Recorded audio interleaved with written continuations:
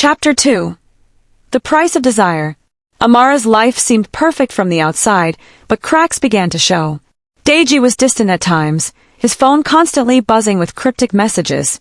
One night, she stumbled upon a hidden room in his mansion, filled with strange artifacts, old books, and symbols she didn't understand.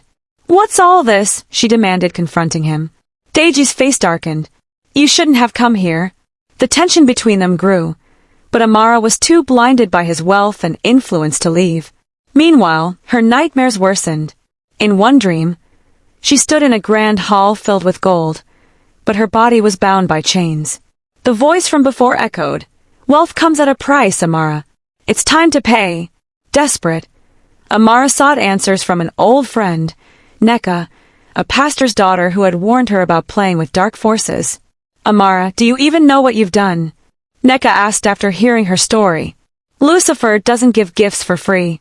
Every blessing comes with a curse." Amara laughed bitterly. "Curse? Look at me, Neka. I'm living the life I always wanted. You're just jealous." But deep down, Amara felt the weight of Neka's words. Her fame no longer brought joy. The whispers turned into voices, louder and more demanding. Her relationship with Deji crumbled as she discovered his betrayal. He had been using her fame to cover up his family's illegal dealings. Worse, he confessed that the Olamites had ties to the same dark forces Amara had unknowingly invoked. "You think your rise was random?" Deji sneered during a heated argument. "We've been watching you. My family made a deal, too. You're just a pawn in a bigger game."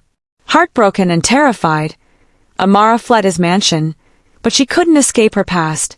Her social media accounts were hacked, exposing fabricated scandals that destroyed her reputation overnight. Brands pulled their endorsements, and her fans turned on her. Alone and desperate, she returned to the small room in her old apartment where it all began. Lighting another candle, she cried out, "What do you want from me? I'll give it back, all of it." The flame flickered, and the shadows in the room deepened. A voice, smooth, cold, and mocking, answered, "You asked for this, Amara. The fame, the wealth, the power. You never asked what it would cost." Tears streamed down her face as she realized the extent of her greed. "Please, just take it all back. I can't do this anymore." The voice chuckled. "There's no going back. But there's always a new deal." And as the shadows closed in, Amara faced the ultimate choice: sacrifice everything she loved to escape the darkness, or surrender her soul entirely to the entity she had invited into her life.